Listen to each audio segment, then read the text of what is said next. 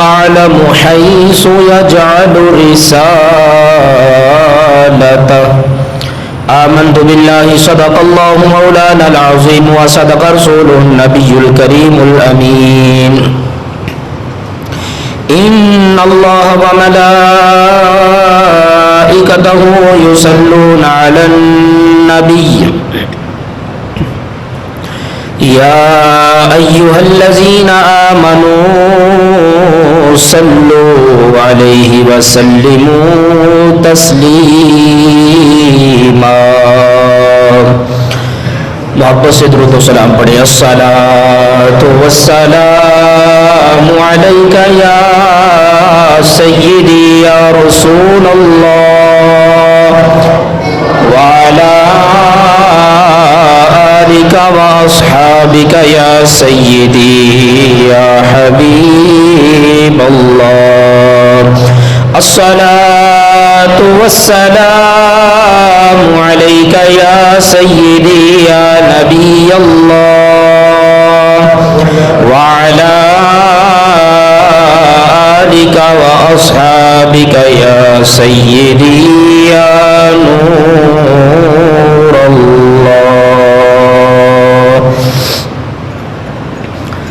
اللہ تعالیٰ کی حمد و ثنا اور نبی رحمت صلی اللہ تعالی علیہ وسلم کی پاک اور مقدس بارگاہ میں درود و سلام کا نذرانہ پیش کرنے کے بعد سامعین گرامی حضرات، ربیع النور شریف کا مہینہ شروع ہو چکا ہے.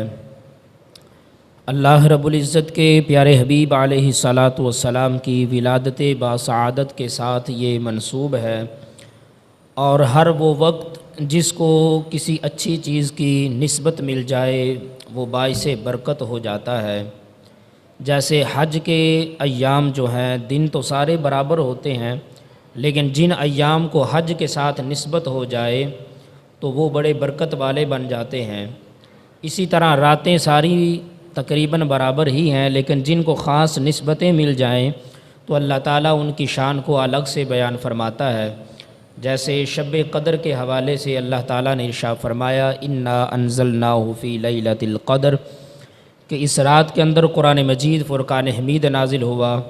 اس کی نسبت قرآن سے ہوئی تو اللہ تعالیٰ نے اس رات کو عظیم بنا دیا، اور ایسا عظیم بنایا، فرمایا کہ اس کے اندر 1000 مہینے کی عبادت سے بھی زیادہ ثواب ہے. اور اسی طرح آپ دیکھ لیں کہ جس وقت کو یا جس جگہ کو کسی کی اچھی سنگت نصیب ہو جائے، صحبت اور نسبت مل جائے تو اس کی شان الگ ہی ہوتی ہے. تو یہ وہ ایام ہے، یہ وہ مبارک مہینہ ہے کہ جس کو نبی پاک علیہ الصلاۃ والسلام کی ولادت باسعادت کی نسبت حاصل ہے. 1450 سال سے زیادہ عرصہ گزر چکا ہے. نبی پاک علیہ الصلاۃ والسلام جب دنیا میں تشریف لائے، اس وقت ان دنوں کو، اس مہینے کو حضور سے نسبت حاصل ہوئی تھی، اور تب سے اللہ خالق کائنات نے اس دن کو بڑا عظیم الشان بنایا ہے. امام جلال الدین سیوطی رحمۃ اللہ علیہ اور دیگر بہت سے محدثین کرام اپنی اپنی کتب کے اندر ان ایام کے حوالے سے بات کرتے ہیں. امام جلال الدین سیوطی رحمۃ اللہ علیہ ارشاد فرماتے ہیں کہ اللہ تعالیٰ نے یہ خاص وقت جس رات کو نبی پاک علیہ الصلاۃ والسلام دنیا میں تشریف لائے، اس رات کی عظمت اور شان کو اللہ تعالیٰ نے شب قدر سے بھی زیادہ بلند فرمایا ہے. یہ امام جلال الدین سیوطی فرماتے ہیں، یہ کسی عام بندے کی بات نہیں ہے. تو آپ سے پوچھا گیا حضرت اس کا ذکر تو اللہ نے قرآن میں بیان فرمایا ہے، تو فرمایا آپ نے کہ کہاں پہ لکھا ہے؟ تو آگے سے کسی نے جواب دیا انا انزلناہ فی لیلۃ القدر. یہ قرآن کی پوری صورت اللہ تعالیٰ نے شب قدر کی شان میں نازل فرمائی ہے کہ اللہ تعالیٰ نے اس رات کے اندر قرآن کو نازل فرمایا. تو آپ نے آگے سے جواب دیا اگر اس رات کے اندر قرآن آیا ہے تو اس رات کے اندر صاحب قرآن آیا ہے. فرمایا اگر صاحب قرآن نہ آتا تو اللہ قرآن کو بھی نازل نہ فرماتا. ہم ان کا آپس میں تقابل نہیں کر رہے، ایک بات سمجھا رہے ہیں کہ اگر ہمیں قرآن ملا ہے تو وہ حضور کے صدقے سے ملا ہے. اس لیے اگر اس رات میں قرآن تشریف لایا ہے تو اس رات کے اندر صاحب قرآن تشریف لایا ہے. اور ساتھ میں آپ نے یہ بھی کسی نے سوال کیا کہ اس رات کے اندر تو اللہ خالق کائنات کے فرشتے نازل ہوتے ہیں زمین پر. وہ ساری صورت پڑھ کے دیکھیں تو اس کے اندر اللہ تعالیٰ ارشاد فرماتا ہے کہ اس رات کو فرشتے اور جبریل علیہ السلام زمین پر تشریف لاتے ہیں. تو حضرت امام جلال الدین سیوطی رحمۃ اللہ علیہ فرماتے ہیں کہ اگر شب قدر کی رات میں اللہ تعالیٰ فرشتوں کو بھیجتا ہے تو آپ یہ کیوں نہیں دیکھتے کہ اس شب میلاد کی رات میں اللہ اپنے حبیب کو بھیجتا ہے. حبیب کو اس رات کے اندر بھیجا تھا. ایک رات کی نسبت فرشتوں کے ساتھ ہے، ایک کی نسبت اللہ کے حبیب کے ساتھ ہے، تو دیکھو نا مقام کس کا زیادہ ہے؟ اللہ کے حبیب کی شان زیادہ ہے. اور اس کے ساتھ اللہ تعالیٰ نے بہت سی شانیں اس رات کو عطا فرمائی ہیں. نبی پاک صلی اللہ تعالیٰ علیہ وآلہ وسلم کی تشریف آوری کا یہ مبارک مہینہ ہے. اللہ رب العزت اس مہینے کے اندر بڑی عظمتیں اور برکتیں عطا فرماتا ہے. اور اسی طرح اللہ خالق کائنات نے اس مہینے کے اندر اس امت کے اوپر بلکہ پوری کائنات کے اوپر بہت بڑا احسان فرمایا کہ ایک خاص حبیب علیہ السلام اس دنیا کو عطا فرمایا. تو اس دن کی، اس مہینے کی جتنی بھی تعریف کی جائے وہ کم ہے. اسی مناسبت سے پورے عالم اسلام کے اندر جو مسلمان ہیں وہ اس مہینے کے اندر خوشی کا اظہار کرتے ہیں کہ اللہ رب العزت نے ہمیں عظیم نعمت عطا فرمائی. آج کی جو گفتگو کا عنوان ہے وہ نبی پاک صلی اللہ تعالیٰ علیہ وآلہ وسلم کے حواس خمسہ کے حوالے سے گفتگو کرنی ہے. حواس خمسہ کہا جاتا ہے انسان کے اندر 5 قوتیں ہیں، 5 طاقتیں ہیں انسان کے اندر، جن کے ذریعے انسان علم حاصل کرتا ہے، جن کے ذریعے وہ دنیا سے کنیکٹ رہتا ہے. ان میں سے پہلی قوت اللہ تعالیٰ نے جو انسان کو دی ہے وہ سننے کی قوت ہے. اگر یہ سنتا ہے تو اس کو پتہ چلتا ہے کہ کون بول رہا ہے. کوئی انسان ہے، کوئی حیوان ہے، کسی پنکھے کی آواز ہے، کرۂ ارض کی آواز ہے، یا کرۂ آب کی، یا کرۂ نار کی ہے، یہ کس چیز کی آواز ہے؟ موٹی آواز ہے، پتلی آواز ہے، عورت ہے، مرد ہے، بچہ ہے، بیٹا ہے، کون بول رہا ہے؟ تو یہ سننے کے ذریعے انسان کو علم حاصل ہوتا ہے. پہلی قوت اللہ نے یہ عطا فرمائی.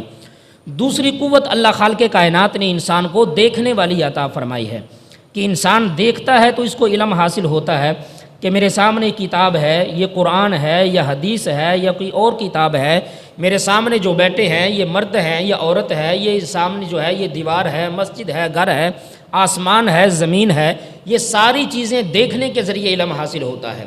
یہ 2 قوتیں ہو گئیں. اور تیسری قوت اللہ خالق کائنات نے بولنے کی عطا فرمائی ہے انسان کو. بولنے کی قوت کے ذریعے بھی اللہ خالق کائنات انسان کو علم عطا فرماتا ہے کہ یہ کسی سے بات کرتا ہے اور وہ اس سے بات کرتا ہے، ایک دوسرے سے تبادلہ خیال ہوتا ہے، ایک دوسرے کے ذہن کی جو بات ہوتی ہے وہ بندہ ایک دوسرے کے سامنے رکھتا ہے. تو اس طرح بولنے سے بھی انسان کو علم حاصل ہوتا ہے. یہ تیسری قوت ہے.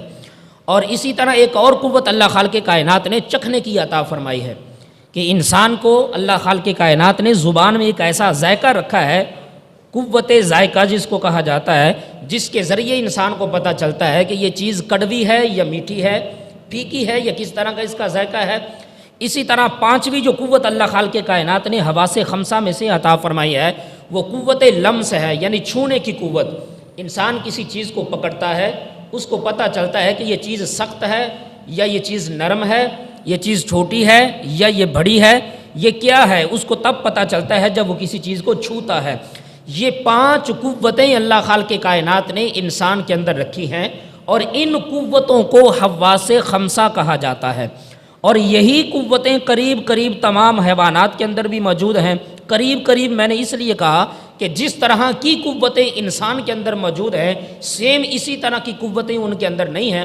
وہ بولتے ہیں تو اپنے انداز سے، وہ کسی چیز کو ججمنٹ کرتے ہیں تو اپنے انداز سے، وہ کھاتے ہیں تو اپنے انداز سے. بعض دفعہ آپ نے دیکھا ہوگا کہ جانور کڑوی چیزیں بھی کھا جاتے ہیں، ٹھیک ہے، یہ تو انسان کی بات ہے نا کہ یہ میٹھا کھا کر بھی کڑوا بولتا ہے. لیکن آپ طوطے کو دیکھ لیں کہ وہ کڑوی مرچ کھا کر بھی میٹھا میٹھا بولتا ہے. تو یہ ہر چیز کا ایک علیحدہ علیحدہ حساب ہے. تقریباً سب کے اندر یہ قوتیں موجود ہوتی ہیں، سوچنے کی، سمجھنے کی، بولنے کی، چلنے کی، یہ ساری قوتیں.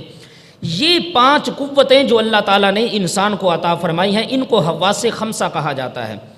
اور یہ انسان جس قدر اپنے اعصاب کو مضبوط کرتا جاتا ہے اسی طرح انسان کی قوت میں اضافہ ہوتا جاتا ہے. انسان جس طرح اپنی غذا کو کنٹرول میں کرتا جاتا ہے، اپنے نفس کو کنٹرول میں کرتا جاتا ہے، اسی طرح اس کی یہ حواس خمسہ کی جو قوتیں ہیں یہ بڑھتی جاتی ہیں۔ لیکن جتنی مرضی انسان اپنی قوت بڑھا لے، اللہ کے کسی نبی کا مقابلہ نہیں کر سکتا۔ ان کے اندر جو اللہ نے یہ حواس خمسہ رکھے ہیں ان کا مقام الگ ہے، ان کی شان الگ ہے۔ سمجھانے کا مقصد یہ ہے آج کی تقریر کا کہ اللہ کے نبی کا ایک ہوتا ہے مقام، ایک ہوتی ہے شان، ایک ہوتی ہے وہ عزت۔ یہ ساری چیزیں وہ رتبے اور مقام ہے جو انسان کو نظر نہیں آتے۔ ایک ہے جسم انسان کا کہ جو نظر آتا ہے لوگوں کو۔ اللہ نے اپنے نبیوں کو، اپنے برگزیدہ بندوں کو جو مقام عطا فرمایا ہے وہ تو کسی کو نظر نہیں آتا، وہ صرف سننے سے، سمجھنے سے یا اللہ کے قرآن کو پڑھنے سے پتہ چلتا ہے کہ اللہ نے اپنے نبیوں کو کیا مقام دیا ہے، یا قیامت والے دن پتہ چلے گا۔ لیکن جو چیز انسان دیکھ سکتا ہے وہ ہے جسم۔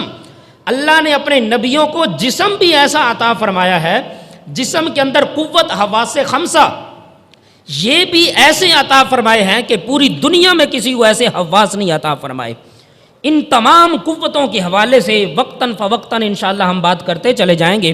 تو جو سب سے پہلی میں نے قوت عرض کی ہے کہ اللہ نے اپنے بندے کو سننے کی جو قوت عطا فرمائی ہے، قوت سماع جس کو کہا جاتا ہے، سننے کی قوت، یہ سب سے پہلے اللہ عطا فرماتا ہے بندے کو۔ آج ہم اس حوالے سے گفتگو کریں گے کہ عام انسان کے اندر اور اللہ کے نبی کی حواس کے اندر قوت سماع میں کیا فرق ہوتا ہے، تاکہ آپ کو پتہ چلے کہ ہم کہاں ہیں اور اللہ کے نبی کہاں ہیں، ہم کیسے ہیں اور اللہ کے نبی کیسے ہیں۔ صرف مقام اپنی جگہ پہ، اللہ نے جسم بھی اللہ کے نبیوں کو عام انسانوں جیسا نہیں دیا تھا، بلکہ ان کے اندر بھی قوتیں اللہ نے ایسی قوتیں رکھی تھیں کہ جو شاید فرشتوں کو بھی اللہ نے عطا نہیں فرمائی۔ اب دیکھیے، ہم عام انسان ہیں، ہمارے سننے کے لحاظ سے جو قوت سماع ہے اس کے لیے چند چیزیں ضروری ہیں۔ اگر ان چیزوں میں سے کوئی بھی چیز نہ ہو تو ہم سن نہیں سکتے، اگر سن لیں گے تو اس کو سمجھ نہیں سکتے۔ پہلی چیز اس میں سے کیا ہے؟ سب سے پہلی چیز یہ ہے کہ ہمارے سننے اور سمجھنے کے لیے آواز کا ہونا ضروری ہے۔ اگر آواز نہیں ہوگی تو ہم اس کو سن نہیں سکتے۔ جب سن نہیں سکتے تو سمجھنا تو خود ہی فیل ہو گیا کہ ہم سمجھ کیسے سکتے ہیں؟ سمجھیں گے تو تب نہ کہ جب ہم سنیں گے۔ اور سننے کے لیے سب سے پہلے آواز کا ہونا ضروری ہے۔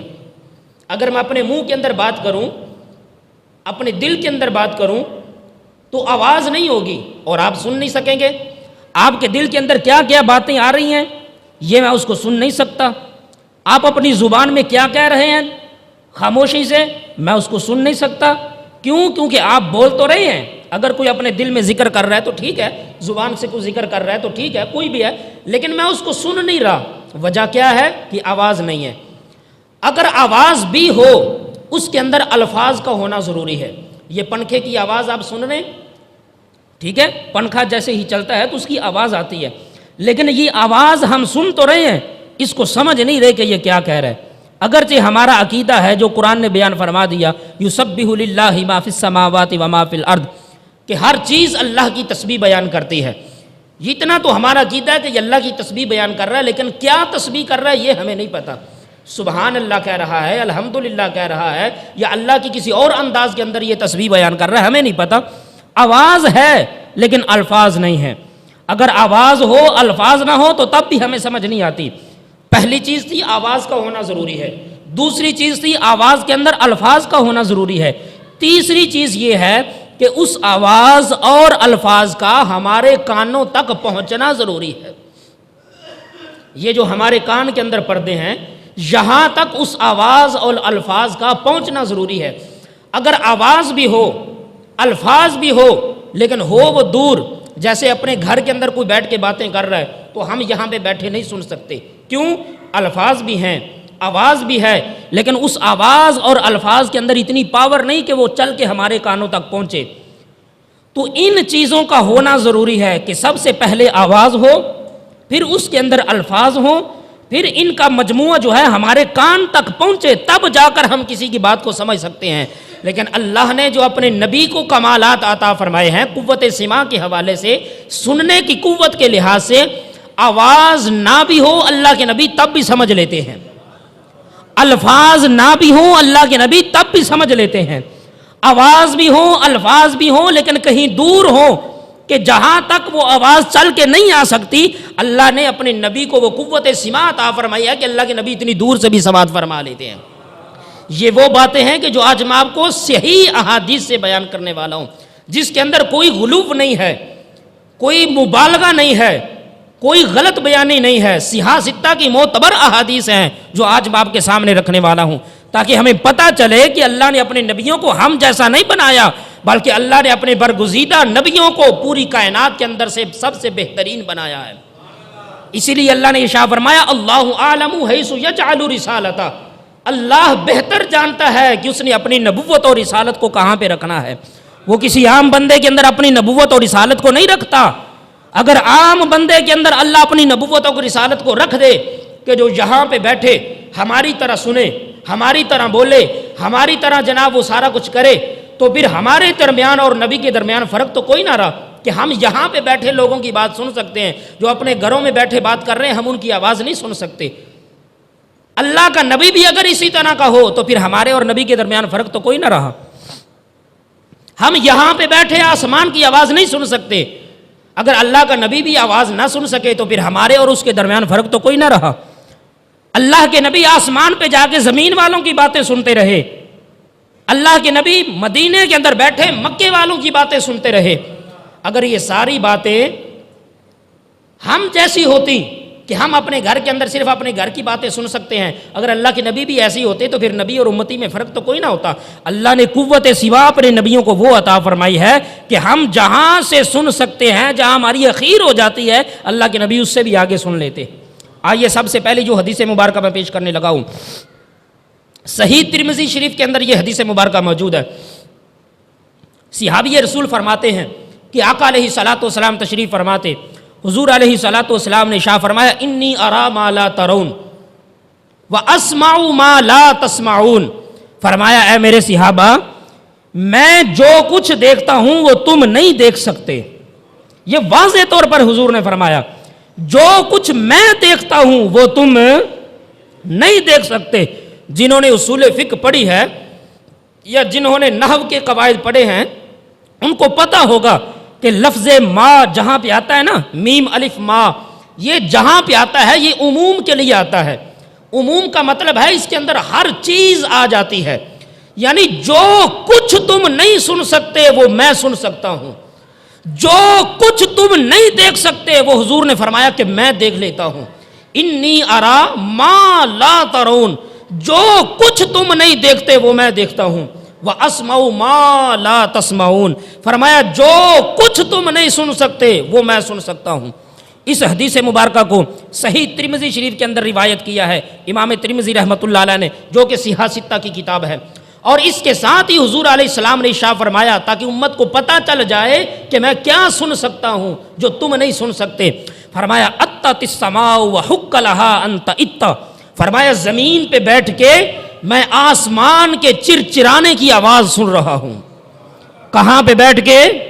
زمین پہ بیٹھے ہیں حضور، فرمایا وَحُقَّ لَهَا أَن تَئِتَّ، آسمان کے چرچرانے کی آواز۔ جس طرح آپ نے لکڑی کی چارپائی پہ کبھی بیٹھے ہوں یا کبھی لکڑی کا جو بیڈ ہوتا ہے اگر وہ تھوڑے سے اس کے جو پیچ وغیرہ ہیں وہ ڈھیلے ہوں، آپ بیٹھے ہوں تو وہ ہلتا ہے، چرچر کی آواز آتی ہے لکڑی کے اندر سے، تو فرمایا اس طرح آسمان کے چرچرانے کی آواز آتی ہے اور میں زمین پہ بیٹھا اس آواز کو سنتا ہوں۔ اور حضور یہ بھی جانتے ہیں کہ یہ آواز آسمان سے کیوں آ رہی ہے۔ بات یہیں پہ ختم نہیں ہوئی کہ حضور نے آواز سنی ہے، یہ نہیں پتا کہ آواز کیوں آئی ہے، فرمایا مجھے یہ بھی پتا ہے کہ وہ آواز کیوں آ رہی ہے، حضور کیوں آ رہی ہے۔ نبی پاک علیہ الصلوۃ والسلام نے ارشاد فرمایا ما فیہا موضع اربع اصابع الا وملک واضع جبہتہ ساجدا للہ، ترمذی شریف کے الفاظ ہیں، حضور نے فرمایا کہ آسمان کے اندر ایک چپا برابر بھی جگہ ایسی خالی نہیں ہے جہاں پہ اللہ کا کوئی فرشتہ سجدہ نہ کر رہا ہو۔ فرمایا آسمان کے اندر چپا برابر بھی جگہ ایسی نہیں جہاں پہ کوئی اللہ کا فرشتہ سجدہ نہ کر رہا ہو، اپنی پیشانی جھکا کے نہ کھڑا، فرمایا ہر چپے کی جگہ پہ اللہ کے فرشتے سجدہ کر رہے ہیں، وہ جب ہلتے ہیں تو ان کے بوجھ کی وجہ سے آسمان چرچراہٹ کی آواز دیتا ہے، اور فرمایا میں زمین پہ بیٹھا اس آواز کو سن رہا ہوں۔ اس کے اندر جو حضور نے شاہ فرمایا جو کچھ تم نہیں سن سکتے وہ میں سنتا ہوں، ماں کے الفاظ ہیں، جو کچھ تم نہیں سن سکتے. ان الفاظ کو لے کے شارح بخاری امام سید غلام جیلانی میرٹھی رحمۃ اللہ علیہ آپ ارشاد فرماتے ہیں کہ حضور نے جو مطلق کے الفاظ بولے ہیں کہ جو کچھ تم نہیں سن سکتے وہ میں سنتا ہوں، فرمایا کہ چاہے وہ آواز عالم کے کسی بھی گوشے سے اٹھے، دنیا کے کسی بھی کونے سے وہ آواز اٹھے، فرمایا وہ کرۂ آب کی آواز ہو، کرۂ نار کی آواز ہو، فرمایا وہ کرۂ آسمان کی آواز ہو، کرۂ افلاک کی آواز ہو، فرمایا وہ کسی حیوان کی آواز ہو، کسی انسان کی آواز ہو، نباتات کی آواز ہو، جمادات کی آواز ہو، فرشتوں کی آواز ہو، جنات کی آواز ہو، فرمایا حتیٰ کہ ہم جس مخلوق کو جانتے تک نہیں ہیں اگر اس مخلوق کی بھی آواز ہو تو حضور اس کو سنوات فرماتے ہیں، حضور اس کو سن لیتے ہیں. کیوں؟ حضور نے فرمایا ما لا تسمعون، جو کچھ تم نہیں سنتے، فرمایا وہ اللہ کے نبی میں محمد اس کو سن لیتا ہوں. بشیر القاری کے اندر حضرت سید غلام جیلانی میرٹھی رحمۃ اللہ علیہ نے اس کو نقل فرمایا. یہ تو پہلی حدیث مبارکہ تھی جس کی تفصیل میں نے آپ کو بتائی کہ حضور نے کیا فرمایا ہے کہ جو کچھ تم نہیں سنتے وہ میں سنتا ہوں. اب آئیے میں آخر میں جو آپ کو مزید باتیں میں نے کہی تھیں کہ اس کے اندر آواز کا ہونا ضروری ہے، آواز کے اندر الفاظ کا ہونا ضروری ہے، الفاظ کے اندر پھر ان دونوں کا کان تک پہنچنا ضروری ہے، تب جا کر سمجھ آتی ہے. یہ جو چیزیں میں نے عرض کی تھی اب اس چیز کے اوپر حوالہ جات پیش کرنے لگا ہوں. سب سے پہلی حدیث مبارکہ سماعت فرمائیے. یہ جو حدیث مبارکہ ہے صحاح ستہ کی کتاب سنن ابی داؤد شریف کے اندر موجود ہے. نبی پاک صلی اللہ تعالی وسلم جب خیبر کی جنگ لڑنے کے لیے تشریف لے گئے، جنگ خیبر سے جب فتح نصیب ہوئی تو وہاں پہ بیٹھے تھے. ایک یہودی عورت نے حضور کی بارگاہ میں عرض کیا کہ میں آپ کی دعوت کرنا چاہتی ہوں، آپ پسند فرمائیں گے، قبول فرمائیں گے؟ حضور نے فرمایا قبول ہے، لے آؤ. اب اللہ کی تقدیر تھی، جو کچھ ہونا تھا. اس عورت نے کیا کیا؟ بکری کو لیا، اس کو ذبح کیا، ذبح کرنے کے بعد گوشت وغیرہ بنا کے پکا کے جو کچھ بھی اس نے کیا اپنے اس کے راز تھے کرنے کے بعد جناب اس نے گوشت وغیرہ بنا کے پکا کے فرائی کر کے یا جس طرح بھی اس نے بنایا وہ حضور کی بارگاہ میں پیش کر دیا. اب صحابہ کرام بھی بیٹھے ہیں، حضور بھی بیٹھے ہیں. فَأَقَلَ رسول اللہ صلی اللہ علیہ وسلم وَأَقَلَ مَعَهُ قَوْمٌ، حضور نے بھی تناول فرمایا، صحابہ نے بھی تناول فرمایا. بھی کھا رہے تھے، حضور نے کھاتے کھاتے گوشت کا ٹکڑا نیچے رکھا اور صحابہ کرام کو فرمایا ارفعوا ایدیکم، صحابہ اپنے ہاتھ پیچھے کر لو، اس گوشت کے ٹکڑے کے اندر عورت نے زہر شامل کیا ہوا ہے، اپنے ہاتھ پیچھے کر لو. صحابہ کرام نے جتنا کھایا تھا کھایا، فوراً وہ گوشت کے ٹکڑے نیچے رکھ دیے. فرمایا اس کے اندر زہر ملا ہوا ہے، عورت کو بلایا جائے. وہ عورت آئی نبی پاک علیہ الصلوۃ والسلام کی بارگاہ میں. حضور نے شاہ فرمایا اسممتی ہذہ الشاۃ، اے عورت بتا کیا تو نے اس کے اندر زہر شامل کیا ہے؟ سچ بتا کیا تو نے اس کے اندر زہر شامل کیا ہے کہ نہیں؟ وہ عورت بڑی چالاک تھی، اس کو پتا تھا کہ مجھے تو زہر ملاتے ہوئے کسی نے دیکھا نہیں ہے، لیکن وہ کملی کیا جانتی تھی کہ اللہ کے نبی وہ باتیں بھی جانتے ہیں جو ساری دنیا مل کر نہیں جانتی. یہ اللہ کے قانون ہے کہ کیسے پتہ چلنا ہے اور کب پتہ چلنا ہے. یہ ضروری نہیں کہ ہر بات پہلے سے علم ہو جائے، بعض دفعہ پہلے اللہ علم عطا فرما دیتا ہے، بعض دفعہ درمیان میں، بعض دفعہ آخر میں اللہ علم عطا فرما دیتا ہے. عرض کی حضور من اخبارکا، پہلے آپ یہ بتائیں آپ کو بتایا کس نے ہے کہ میں نے زہر اس کے اندر شامل کیا ہے؟ کیونکہ جب میں نے ذبح کیا تب کوئی پاس نہیں تھا، جب میں نے کھال اتاری کوئی پاس نہیں تھا، جب ٹکڑے کیے کوئی پاس نہیں تھا، جب میں نے مرچ مسالہ اور زہر لگایا تب کوئی پاس نہیں تھا، جب میں نے اس کو بھونا ہے تب بھی میرے پاس کوئی نہیں تھا. یہ سارا کام میں نے چوری چھپے کیا ہے زہر ملانے والا. حضور بتائیے آپ کو بتایا کس نے ہے کہ اس کے اندر میں نے زہر شامل کی؟ حضور نے وہ گوشت کا ٹکڑا اپنے ہاتھ کے اندر پکڑا جو کہ اس بکری کی دستی کا والا حصہ تھا. حضور نے فرمایا اخبرتنی ہذہ للذرا، حضور نے فرمایا یہ میرے ہاتھ کے اندر جو تم گوشت کا ٹکڑا دیکھ رہی ہو مجھے اس گوشت کے ٹکڑے نے بتایا ہے کہ حضور مجھے مت کھائیے، اس عورت نے میرے اندر زہر شامل کیا. اب دیکھیے پہلے تو اس کو ایک موت آئی، اس نے چھری پھیری تھی، پہلی موت آئی اس کو، پھر اس کی کھال اتاری گئی، دوسری موت پڑی اس پہ، پھر اس کے ٹکڑے کیے گئے، یہ تیسری موت آئی اس پہ، پھر اس پہ جناب مرچ مسالہ لگایا گیا، زہر لگایا گیا، یہ اس کی چوتھی موت تھی. اس کے بعد آگ پہ اس کو بھونا گیا، سالن بنایا گیا. کتنی موتیں مرنے کے بعد بھی جب حضور کے مبارک ہاتھوں پہ آئی ہے تو اللہ نے بولنے کی قوت عطا فرما دی ہے. اور بولنے کی قوت کیسی دی ہے؟ اس کے اندر آواز نہیں تھی، الفاظ نہیں تھے، کانوں تک پہنچنے کی طاقت نہیں تھی. اگر آواز ہوتی تو صحابہ بھی سنتے, الفاظ ہوتے تو صحابہ بھی سمجھتے. صحابہ نے نہیں سنی, صحابہ نے نہیں سمجھی بات. حضور نے کیسے سنا, کیسے سمجھا, یہی تو فرق ہے عام امتی کے درمیان اور اللہ کے نبی کے درمیان, کہ ہمارے لیے آواز نہ ہو, ہم اس کو سن نہیں سکتے, اس کے اندر الفاظ نہ ہو, ہم سمجھ نہیں سکتے. ارے اللہ کے نبی کی شان دیکھے, ایک مردہ بکری ہے, کئی موتیں مر چکی ہے, گوشت بھونا جا چکا ہے, مسالے لگ چکے ہیں, آگ پہ جناب پکائی جا چکی ہے, اس کے بعد بھی حضور فرماتے ہیں مجھے اس گوشت کے ٹکڑے نے بتایا ہے کہ میرے اندر اس نے زہر شامل کیا ہے. یہ اللہ کے نبی کا کمال ہے, یہ اللہ کے نبی کی شان ہے. اللہ حضرت فاضل بریلوی رحمۃ اللہ علیہ فرماتے ہیں دور و نزدیک سے سننے والے وہ کان, کان لالے کرامت پہ لاکھوں سلام, ہم یہاں سے پڑھے وہ مدینے سنے, مصطفیٰ کی سماعت پہ لاکھوں سلام. یہ اللہ کے نبی کا کمال ہے کہ جو ہم نہیں سمجھ سکتے وہ اللہ کے نبی سن لیتے ہیں. پھر اگر کوئی کہے کہ ہم حضور جیسے, حضور ہمارے جیسے, یہ تو بڑی ناانصافی والی بات ہے. حضرت مفتی احمد یار خان نعیمی رحمۃ اللہ علیہ فرماتے ہیں کہ اس بکری کی زبان کہاں تھی, حالانکہ بولتی تو زبان ہے, بولتی تو زبان ہے, لیکن زبان کہاں تھی, حضور نے اس کو نہیں پکڑا. حضور نے دستی کا جو گوشت کا حصہ تھا اس کو پکڑا اور اس کو اٹھا کے فرماتے ہیں اخبرتنی ہذہ, اس ٹکڑے نے مجھے خبر دی ہے. آپ بڑا پیارا نقطہ یہاں پہ لکھتے ہیں, فرماتے ہیں لوگوں ساری دنیا کی زبانیں بولتی ہیں, لیکن جس بے جان چیز کو جس نے ساری زندگی کبھی بولا نہ ہو, اگر حضور کا ہاتھ مبارک لگ جائے تو اللہ اس کو بھی بولنے کی طاقت عطا فرما دیتا ہے. یہ تو وہ اللہ کے نبی ہیں کہ جو خشک تنے کے ساتھ کمر لگا کے خطبہ ارشاد فرمایا کرتے تھے, جب اس سے بچھڑے تو وہ تنا بھی حضور کی جدائی میں رونے لگا. فرمایا یہ تو پھر ایک زندہ بکری تھی نا, کسی دور میں زندہ رہا کرتی تھی, یہ بولا کرتی تھی, بھاگا کرتی تھی, چھلانگے مارا کرتی تھی, یہ تو پہلے بھی زندہ تھی, اگر حضور کا ہاتھ لگ گیا تو دوبارہ زندہ ہو گئی. فرمایا یہ اتنا بڑا کمال نہیں ہے, اصل کمال تو یہ ہے کہ جو تنا ساری زندگی نہیں بول سکتا تھا, جو تنا ساری زندگی نہیں ہل سکتا تھا, حضور کی جدائی میں وہ بھی بچوں کی طرح بلک بلک کے رو رہا ہے. اللہ اکبر, سبحان اللہ. نبی پاک علیہ الصلوۃ والسلام نے بعض روایات کے اندر آتا ہے اس عورت کو معاف کر دیا, اور بعض روایات کے اندر الفاظ ہیں کہ وہاں پہ کچھ صحابہ کرام ایسے تھے کہ جیسے حضرت بشر بن برا رضی اللہ تعالیٰ عنہ, جنہوں نے گوشت کا ٹکڑا کھایا تو وہ موقع پہ ہی شہید ہو گئے. کچھ صحابہ کرام چند دن ٹھہر کر وفات پا گئے, تو ان کے قصاص کے اندر نبی پاک علیہ الصلوۃ والسلام نے اس عورت کو قتل کروایا قصاص کے اندر.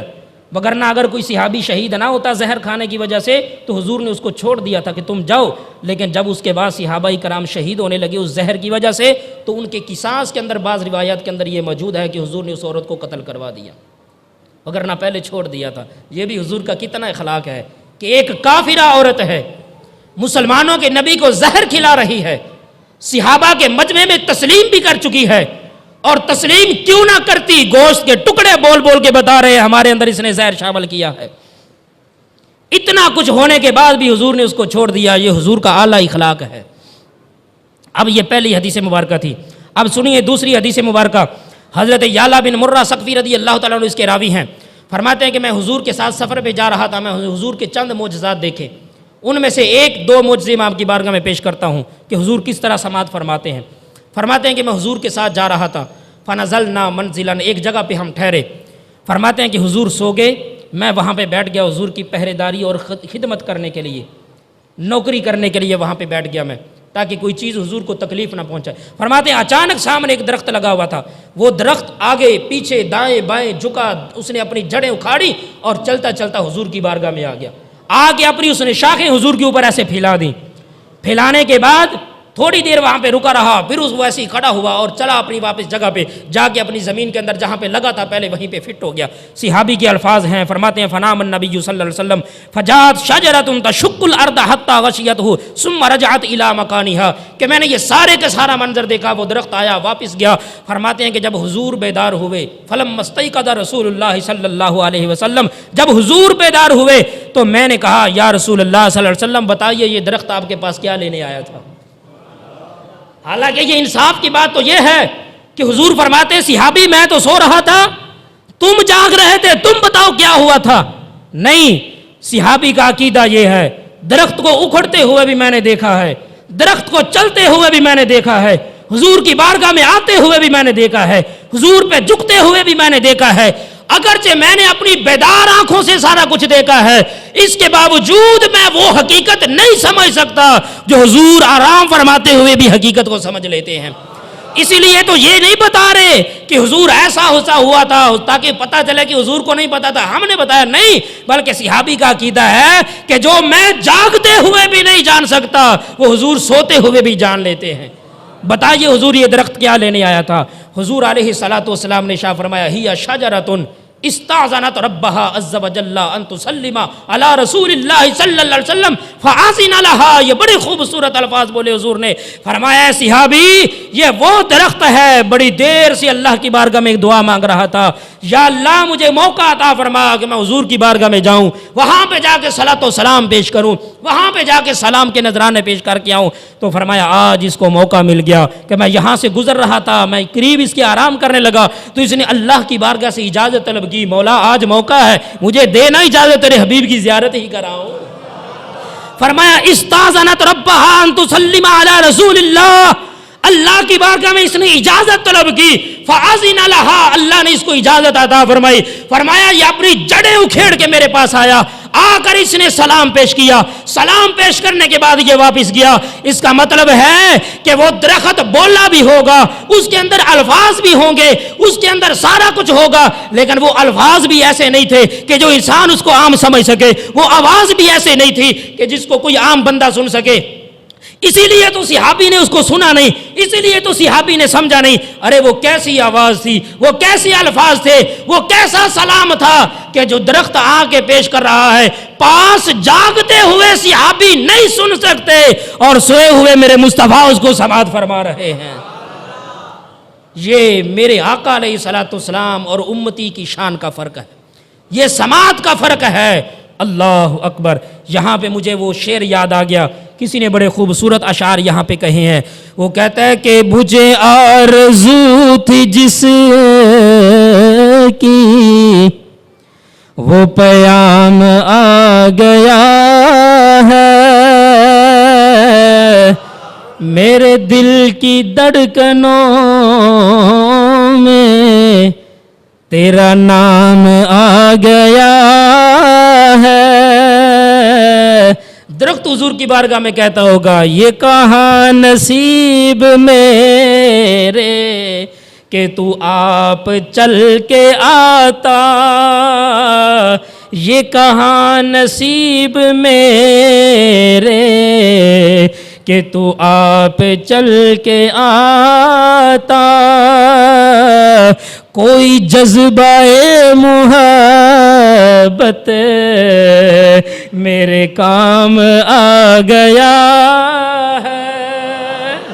یہ تو وہ درخت کی محبت تھی، جذبہ تھا جو اس کے کام آ گیا کہ حضور خود تشریف لے آئے. وگرنہ کس کی اتنی اچھی قسمت ہو سکتی ہے کہ حضور اس کے پاس خود، یہ تو کوئی ہوتا ہے نا، وہ ہوتا بھی وہی ہے جس کے دل کے اندر حضور کی محبت کا جذبہ ہوتا ہے.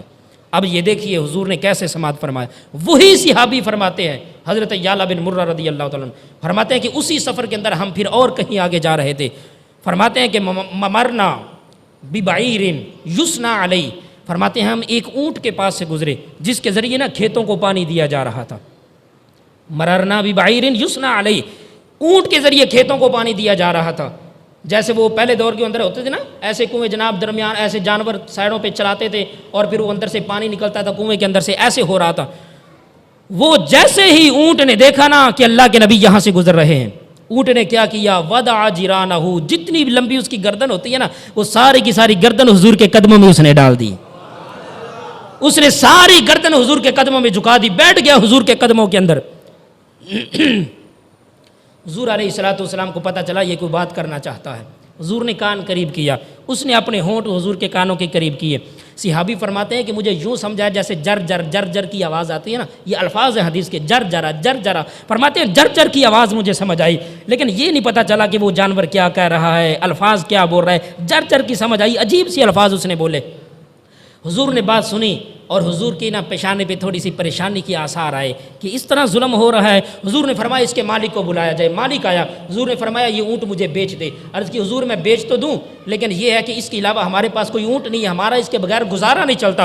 حضور نے فرمایا ٹھیک ہے پھر ہم اس کو نہیں خریدتے، لیکن یہ ہے کہ یہ اونٹ تمہاری شکایت کر رہا ہے۔ حضور اس نے کیا شکایت کی ہے؟